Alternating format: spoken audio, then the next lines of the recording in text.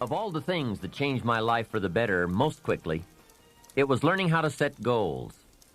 And mastering this unique process can have a powerful effect on your life, too. One morning at breakfast, shortly after I met Mr. Schoaf, he asked me if he could see my current list of goals. He said, "Let me see your list of goals, and let's go over them and talk about them. Maybe that's the best way I can help you right now." And I said, "I don't have a list." He said, "Well, is it out in the car or at home somewhere?" I said, "No, sir. I don't have a list anywhere." He said, "Well, young man, that's where we better start." Then he added, "If you don't have a list of your goals, I can guess your bank balance within a few $100s, which he did, and that got my attention. I said, "You mean that if I had a list of goals, that would change my bank balance?" He said, "Drastically." That day I became a student of how to set goals, and sure enough, when I learned how, my whole life changed. My income, my bank account, my personality, my lifestyle, my accomplishments. So I'd like to share with you the best I have learned and practiced on goal setting. First of all, I'd like to say that we are all affected by 5 factors. The first is environment. The second is events. The third is knowledge. The fourth is results. And the fifth, and often overlooked factor that affects our lives is our view of the future, our dreams. I won't get into all of these influences here, but let me concentrate on the fifth one, dreams. Of all these 5 influences, make sure your dreams are the greatest influence on your daily decisions and activities. Put another way, make sure that the greatest pull on you is the pull of the future. For your dreams to greatly influence you, for the future to pull you, your future must be well planned. There are 2 ways to face the future. One is with apprehension, the other with anticipation. Guess how many people face the future with apprehension? Why? They don't have it well designed. And without really thinking about it, they have probably bought someone else's view of how to live.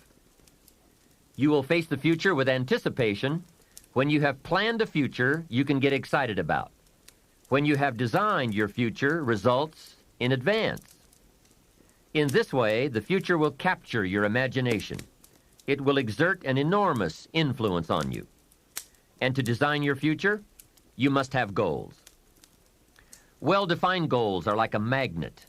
They pull you in their direction, and the better you have defined them, the better you have described them, the harder you work on them, the stronger they pull. And they pull you through all kinds of difficulties, too. Without goals, it is easy to let life deteriorate to the point where you're just making a living. It is not difficult to get trapped by economic necessity and settle for existence rather than substance. We all have a choice. We can either make a living or design a life. Mr. Schoaf said to me, "I don't think your current bank balance is a true indicator of your level of intelligence." I was happy to hear that. He said, "I think you have plenty of talent and ability, and that you're much smarter than your bank balance indicates." And that turned out to be true. I was much smarter. My question to him was, then why isn't my bank balance bigger? And he said, "You don't have enough reasons for accomplishing great things. If you had enough reasons, you could do incredible things. You have enough intelligence, but not enough reasons." That's the key. If you had enough reasons. In my years of study, I've also discovered this. Reasons come first, and answers come second. Life has a strange way of hiding all the answers and disclosing them only to people who have been inspired to look for them, who have reasons to look for them. Put another way, when you know what you want, and you want it badly enough, you will find ways to get it. The answers, the methods, the solutions will become evident to you. Hey, what if you had to be rich? Are there any books and tapes on the subject? The answer is yes. There are plenty of good ones. But if you don't have to be rich, you probably won't read the books or listen to the tapes. What drives us to find the answers is necessity. So work on your reasons first, answer second. Now, what are some of the reasons for doing well? It varies from person to person. I'm sure that if you did a little soul searching, you could come up with a fairly strong list of reasons why you want to accomplish great things. There are personal reasons, sometimes uniquely personal reasons. Some people do well for the recognition. Some do well because of the way it makes them feel. They love the feeling of being a winner. That's one of the best reasons. I have some millionaire friends who keep working 10 to 12 hours a day, making more millions. And it's not because they need the money. It's because of the joy, pleasure, and satisfaction that come to them from being constant winners. To them, money is not their main drive. It's not the money. It's the journey. Once in a while, someone says to me, if I had $1 million, I'd never work another day in my life. Hey, that's probably why the good Lord sees to it that he doesn't get his million. Because he'd just quit. Family is another reason, or motivator for doing well. Some people do extremely well because of other people. And that's a powerful reason. Sometimes we will do things for someone else that we would not do for ourselves. We are made that way. I met a man who once said to me, Mr. Rohn, to do everything I want to do around the world with my family, I need at least $250,000 a year. I thought, incredible. Could a man's family affect him that much? And the answer is, of course. How fortunate are the people who find themselves greatly affected by someone else. It's powerful. Benevolence. The desire to share can be a powerful reason for wanting to achieve. Some people do extremely well gathering up resources, so they can then be benefactors.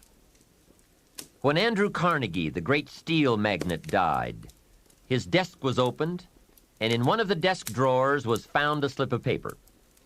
On that slip of paper, Mr. Carnegie had written his goal for his life, and he wrote it when he was in his 20s. On that slip of paper, he had written, I'm going to spend the first half of my life accumulating money.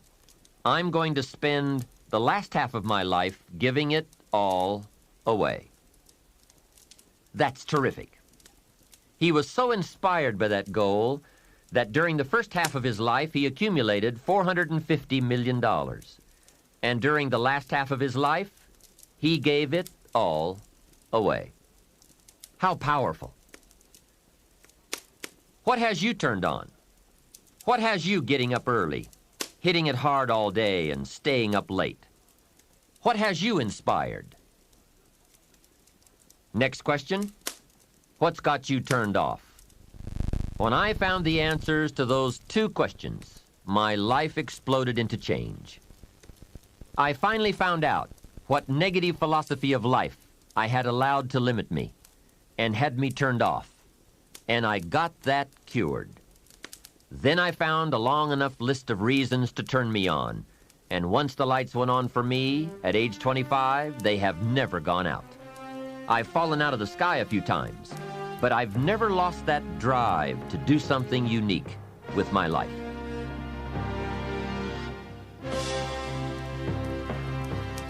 Here's how simple now goal setting is. It's not mysterious.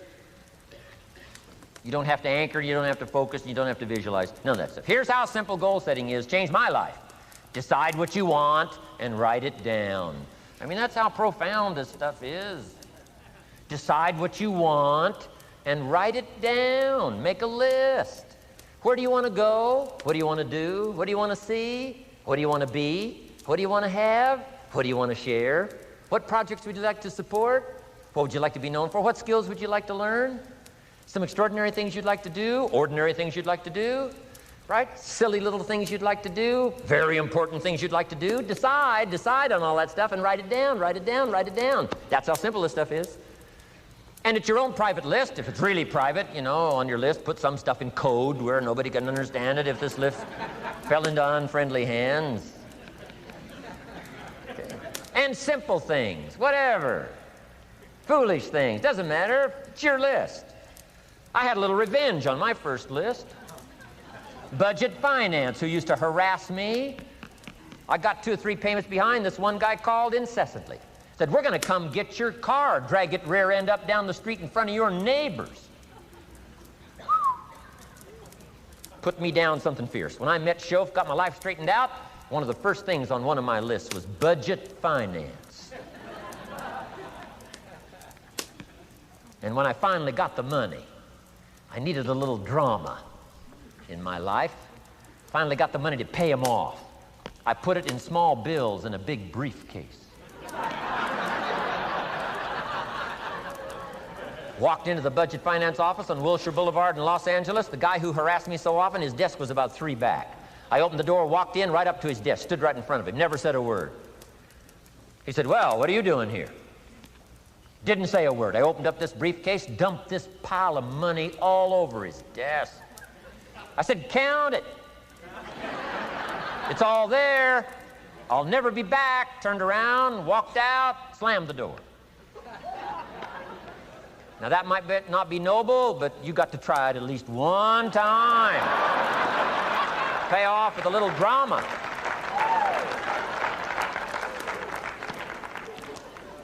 Got to check them off my list. Keep your list with you. I keep my list in my journal so that I can go back. 5 years ago, here was my list, and I'm a little embarrassed. Here's what I thought was so important now. How my philosophy has changed. From 10 years ago, 5 years ago, 3 years ago. Here's my old list. Here's my new list. Here's what's valuable to me now. Here's what I want my life to be now. Here's where I want to go, what I want to do, what I want to see. Keep your lists of goals so that it shows your growth, shows your ability to change and grow. Your philosophy grows and expands what's valuable. Setting goals. It doesn't matter how small, foolish it is. Put it on your list. My Japanese friend, Toro Ikeda, put on his first list, a Caucasian gardener. Good morning. Thought that was good.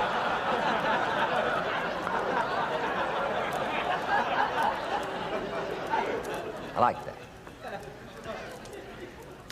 Have you got this profound thing now on setting goals? Here's how profound it is. Decide what you want and write it down. Get together with your wife, decide. Get together with your kids, decide. Get together with your business colleagues, decide. Write it down, make a list. Okay, that's how easy it is. Now let me give you one more scenario on setting goals. When I started making my first list, Mr. Schoaf said, Mr. Rohn, looks like we're going to be together for a while. He said, I've got a suggestion for you. He said, I think one of the first goals you ought to set, you're a 25-year-old American male, sure you've made some mistakes, but now you're on the road to better things. You got a family, worth it. Reasons makes the difference. And he said, you've got every reason to do this. He said, why don't you, among all the goals you're going to set, said, why don't you set a goal to become a millionaire? A millionaire. This is America. All the possibilities are available. Why don't you set a goal to become a millionaire? He said, it's got a nice ring to it. Millionaire. Enough zeros to impress your accountant? Millionaire. And he said, here's why. Now I thought, the man doesn't need to teach me why. I'm thinking, wouldn't it be great to have $1 million? He said, no, that's not it. Here's why. And I had one of the greatest lessons I ever learned, and I'm about to share it with you. This will be worth the price of being here today if you can capture what I'm about to share with you. Here's what Mr. Schoaf said. Set a goal to become a millionaire. And he said, here's why. For what it will make of you to achieve it. And I got one of the greatest classes in one sentence I've ever received in my life. Set a goal that'll make you stretch that far. For what it will make of you to achieve it. What a brand new reason for setting goals. What an all-encompassing challenge to have a better vision of the future. What for? To see what it will make of you to achieve it. And here's why. The greatest value in life is not what you get. The greatest value in life is what you become. Major question to ask on the job is not, what am I getting here? That's not the major question. The major question to ask is, what am I becoming here? It's not what you get that makes you valuable, it's what you become that makes you valuable. So Shoaff said, set a goal to become a millionaire, for what it will make of you to achieve it. Let me give you the key phrase on setting goals. Set the kind of goals that will make something of you to achieve them. Set the kind of goals that will make something of you to achieve them. Always keep that in mind. What will this make of me? If I set this goal and go for it, not only will I achieve it, but what will it make of me in the process? What a whole new concept on setting goals. Now, there's two parts to this, and then we're wrapping up goals. Here's the first part now in this goal setting for what you become. Number one, don't set your goals too low. Interesting, we teach in leadership. Don't join an easy crowd. You won't grow. Go where the expectations are high. Go where the demands are high. Go where the pressure's on to perform, to grow, to change, to develop, to read, to study, to develop skills. I belong to a small group. We do business around the world. You cannot believe the expectations at that level. What we expect of each other in terms of excellence, far beyond average. Why? So that we can each grow, so that we can receive from the group, we can contribute to the group. Something unprecedented. It's called living at the summit. Go where the demands are high. Go where the expectations are strong, so that it'll provoke you, push you, urgently insist that you not remain the same for the next couple of years, the next 5 years, that you'll grow and change. So don't set your goals too low. The guy says, well, I don't need much. Well, then you don't need to become much. Now, here's the last part on setting goals. Don't compromise. Don't sell out. There were some things I went for back in those early years that I paid too big a price for. If I'd have known how much it was going to cost me, I never would have paid, but I didn't know. Don't sell out. Ancient phrase says, count the cost, count the cost, count the cost. An ancient story says, Judas got the money. You say, well, that's a success story. No. It's true, 30 pieces of silver in those days was a sizable fortune. You say, well, if a guy's got a fortune, right, that's a success story. No, you don't understand. His name was Judas. Doesn't that ring a bell? Judas. You say, oh, yes, Judas, the traitor. That's right, the traitor got the money. Doesn't that change the story? And the answer is, of course, it changes the story. Interestingly enough, after Judas gets the money from becoming a traitor, he's got the money in his hot little hand, and now he's unhappy. Somebody says, well, if you had a fortune, how could you be unhappy? Well, he wasn't unhappy with the money. He was unhappy with himself. Key phrase, the greatest source of unhappiness is self-unhappiness. The greatest source of unhappiness doesn't come from outside. The greatest source of unhappiness comes from inside.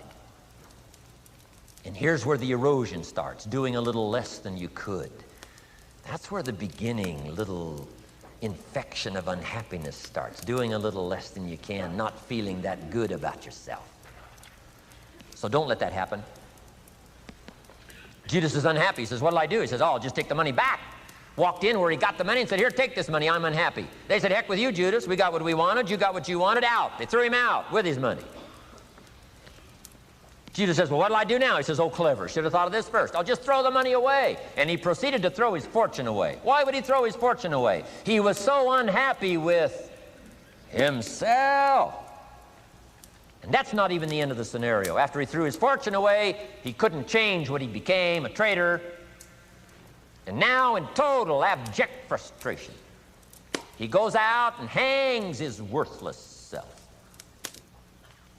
Why such a tragic end? Because he was so unhappy with himself. He sold out. He sold out. He paid too big a price.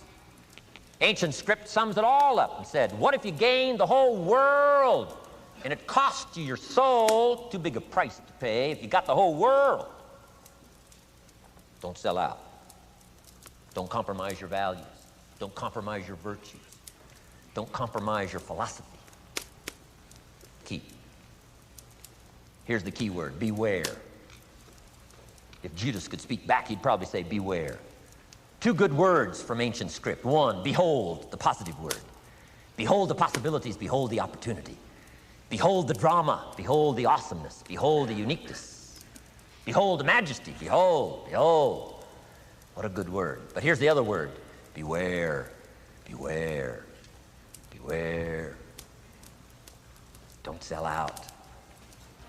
Mark well what you become in pursuit of what you want. But I'm inspiring you, hopefully, to set the kind of goals that will transform your life.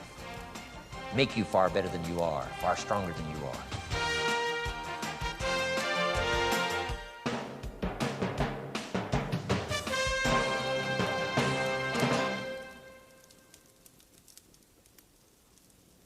This is the end of side 1. Please fast forward the tape to the end to cue up side 2 for your listening.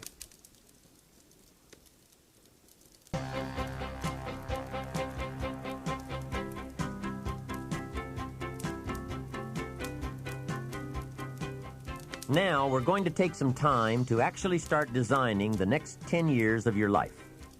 We're going to start setting your goals. Goal setting is one of the most important skills to develop if you want to design your future. I'm going to give you enough homework not only to keep you busy for the rest of your life, but also to help you create the kind of life you may have always dreamed about living, but never believed possible. So let's get on with it. The sooner you exert the discipline, the sooner you will be enjoying the results. Once the results start to come, believe me, you won't mind the hard work and discipline it's going to take. Now, get a sheet of paper, and at the top of it, write the words, long-range goals. I'm going to ask you some questions, and I want you to jot down the answers. If you don't have paper and pen handy, follow along with me now anyway, just listening. Then, later, listen again when you can write down your ideas. After I've asked the questions, which is the first part of this exercise, you can stop the tape and work on your answers. All right, let's start this exercise. The basic question you are going to answer is, what do I want within the next 1 to 10 years? I want you to take about 12 to 15 minutes and make a list of at least 50 things you want within the next 1 to 10 years. These are long-range goals. To help you get started with your list, consider these questions. What do I want to do? What do I want to see? What do I want to be?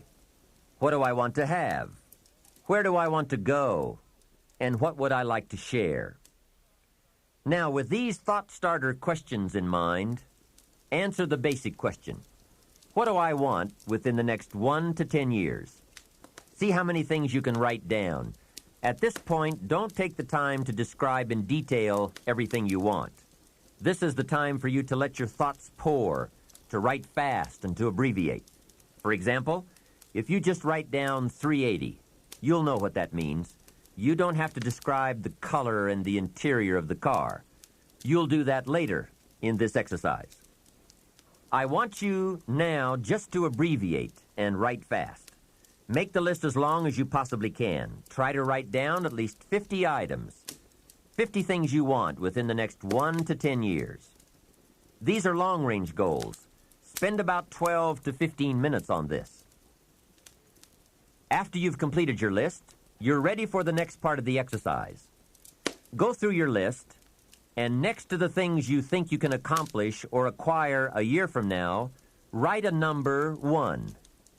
Next to the things you think it will take 3 years to realize, write a 3. Next to the things it will take 5 years to accomplish, write a 5. And next to the things it will take 10 years to accomplish, write a 10. Go through this list now to the best of your ability and say, that looks like it will take me about a year, or 3 years, or 5 years, or 10 years. Some big goals might be out there 10 years from now. Once you complete this part of the exercise, you might come to the conclusion that you need a lot more 3-year goals and less 1-year goals, for example, or that you need more 10-year goals. You see, while you're working on one goal, you must have something else in the planning stages. If you don't, what happened to some of the early Apollo astronauts could happen to you. After they came back from the moon, some of those astronauts experienced deep psychological and emotional problems. And the reason for that? Why, after you've been to the moon, now where do you go? That seemed to be the end, the finish. What later astronauts did was to make sure that they had major projects lined up after they returned from the moon trip. The way you enjoy life best is to wrap up one goal and start right on the next one. Don't linger too long at the table of success. The only way to enjoy another meal is to get hungry. Another thing to check for on your list is that you have included goals for each of these three important categories. First, make sure you've listed your economic goals, your goals for income, profits, and productivity. Second, make certain your list includes material items you want, tangibles, such as a home, a car, a boat, furniture, or jewelry. Don't attach the wrong importance to things, but they are important. Third, you'll want to include on your list goals for personal development. Write down all your personal development goals. Your goals to be more physically fit, to lose weight, to be more decisive, to be a more effective leader, to be a better communicator, to learn another language. Of course, there are other types of goals to consider: family goals, social goals, lifestyle goals. This is pretty heavy homework, but remember, whether or not you do your homework shows up in the marketplace as well as in the classroom.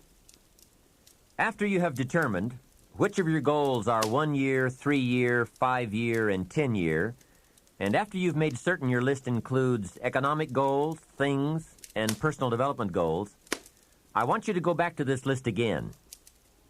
Now pick out the 4 most important 1-year goals, the 4 most important 3-year goals, the 4 most important 5-year goals, and the 4 most important 10-year goals. Those 16 goals will give you plenty of work for now. Get out some more paper, and in a brief paragraph, describe each goal. How high, how long, how much, what size, what model, what color, for example.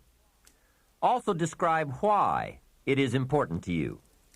This is a process where you either talk yourself into it or talk yourself out of it, which is good. When you're unclear as to why something is important, usually you put only half-hearted effort into it. What you want is a powerful motivator, but the reason why you want it is an even more powerful motivator. It has greater pull. You may find that some of your goals you thought at first glance were important are not important after all. Do some reflecting, refining, and revising. The point is, right now, try to have approximately 4 1-year, 3-year, 5-year, and 10-year goals that you truly believe in, that inspire you, that you've sold yourself on. When these goals and the reasons you want to obtain them are each clearly described in a brief paragraph, transfer this information to a journal or some type of notebook that you can carry with you easily and refer to often. It's essential to set aside some time every week to review all of your goals, to rearrange them, redo them, restructure them, to add goals, or to tear up the whole list and start over. Goal setting is not something you do just once. It's a continual process. Also, you must constantly check your progress toward your goals. You don't want to fall too far behind on, or worse, lose sight of, your important goals. Now, just as important as your long-range goals are your short-range goals. Your goals for tomorrow, next week, next month, 6 months from now. These are goals you can accomplish within the next year, the immediate future. We call these goals confidence builders. When you work hard, burn the midnight oil, and accomplish these little things, it builds your confidence to go for your long-range goals. Write down in your notebook or journal all the little things you would like to have or accomplish in the next year. How you set up this list is up to you. You might want to break it down by week or by month. Set it up in whatever way works well for you. Part of the fun of having a list is being able to check off something as obtained or completed. Every week, try to check off at least one thing on your list of short-term goals. And when you are able to check off something major, something on your list of long-range goals, celebrate. Make winning joyful. Congratulate yourself. It is very important to celebrate progress. We grow from two experiences. One is the joy of winning, and the other is the pain of losing. Here's what that also means. Make losing painful. Put it on yourself. If you set something up, fooled around, didn't pull it off, put it on yourself. And get around people who will help in this area. Hey, don't join an easy crowd. Go where the expectations are high, where the pressure to perform is high. It's how we grow. I'm certain that part of the reason why people let goal setting slide is because it is a lot of work. As I said, you'll be constantly revising your lists of short-range and long-range goals, rearranging them, refining them, redesigning them, establishing different priorities, adding new goals, perhaps deleting others. It's interesting that so many people work hard on their jobs, but they don't work hard on their futures. They let that slide. Some people live such mediocre lives that at the end of the day, they don't know whether they're winning or losing. They just go through life with their fingers crossed. I know most people don't make definite plans, but don't let that be you. The guy says, well, you work where I work, but the time you get home, it's late. You've got to have a bite to eat, watch a little TV, and get to bed. You can't sit up half of the night and plan. And this is the guy who's behind on his car note. He's a good worker, hard worker, sincere. But I've discovered that you can be sincere and work hard all your life and wind up broke and embarrassed. You've got to be better than a good worker. You've got to be a good planner, a good goal setter. You've heard the old saying, the people who fail to plan are planning to fail. It's true. So work on your plans. Put yourself in the top few percent who put this power to work for themselves. Writing your goals down also shows you are serious. And to do better, you must get serious.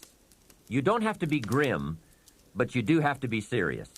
Hey, everybody hopes things will get better, but remember, the future does not get better by hope. It gets better by plan. And hope unaided by clear plans can finally become an illness. There's a Bible phrase that says, hope long delayed makes the heart sick.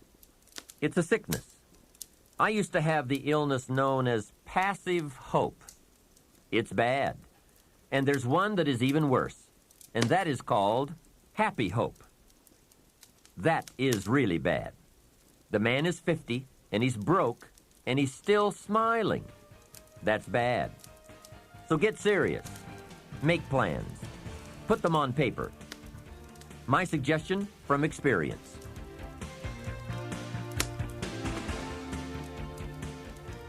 There's a phrase from the Bible that goes, without dreams and vision, we perish. How true. Humans have this unique ability to aspire, to dream, to go for something, to become something. Without that, life is not life. We must have dreams and never give up on our dreams. I'd like to share with you some further observations I've made on goal setting.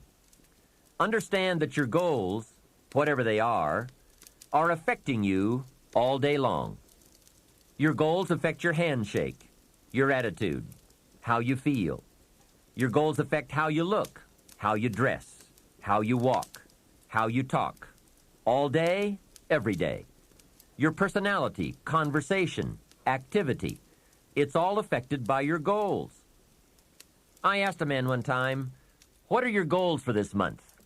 And he said, if I could just scrape up enough money to pay these lousy bills. That was his goal. Hey, I'm not saying it isn't a goal. It is, but it's such a poor goal. It certainly isn't inspiring. You don't jump out of bed on Monday morning and say, "Oh boy, another chance to go out and scrape up the money to pay these lousy bills." The point is that goals should be fun. They should be big, challenging, rewarding. They should allow you to grow. Here's a most important question to spend some time answering. What kind of person will I have to become to get all I want? Write down a few thoughts on that. Write down some skills you'll have to develop, for example, and some of the things you're going to have to learn. Just spend a little time writing a few sentences on this. What kind of person will I have to become to get all I want? The answer to this will give you some personal development goals. Remember that income does not far exceed personal development. All of us have to do this kind of self-examination. I have to look at my own life and say, well, here's what I want, but am I willing to become what it takes to get what I want? If I'm too lazy, if I don't want to learn, read, study, and grow to become that kind of person, then I cannot attract what I want. Now, either I have to change my wants, or I have to change myself. Here are a few more key points I'd like to share with you on goals and designing your future. First, if you don't right now feel as if you're equipped to get all you want, just remember, ability will grow to match your strong dreams. That's why the goal-setting process we've discussed is so important.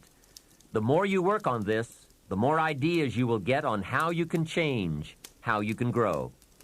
I am nowhere near the person I was when I met Mr. Schoaf 25 years ago. I'm not that person anymore. I've changed.